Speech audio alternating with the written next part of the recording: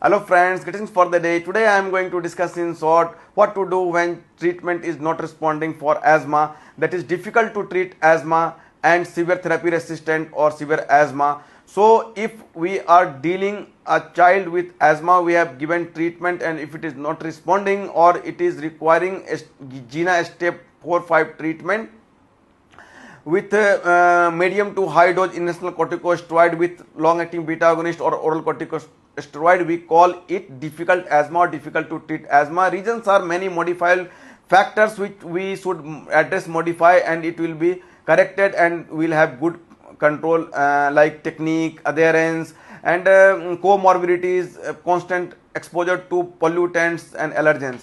But even after this, if asthma is not controlled and the child requires a step 5 GINA GINA guideline treatment, that is high dose inhalational corticosteroid with long acting beta agonist with other control medications or oral steroid, it is called severe asthma or severe therapy resistant asthma. Then we have to assess the endotypes, whether it is type 2 or non type 2. So in cases of type 2, there are so many biologicals we are using in children between the age of 6 to 12 years, that is mepolozumab, interleukin 5 antagonist, dupilumab, interleukin 4 antagonist, omalizumab, anti IgE, and now GINA has come up with a long acting this biological, that is depemokimab. Depemokimab is interleukin 5 antagonist, and the beauty is that it is given twice in a year. So these are the biologicals for type 2 endotypes,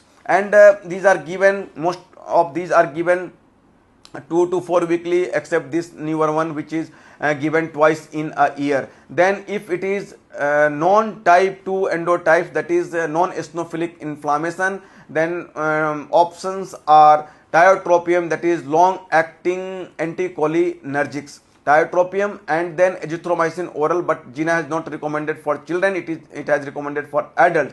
So basically we are dealing with two varieties of asthma here: difficult to treat asthma number 1, severe asthma or severe therapy resistant asthma number 2.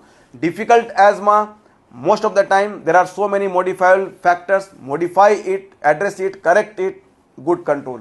If even on addressing these modifiable risk factors and correcting it, no good control, severe asthma. For severe asthma, assess endotypes and treat accordingly. For more knowledge, join fellowship program under Respiratory Foundation of India. Thanks, be aware, take care.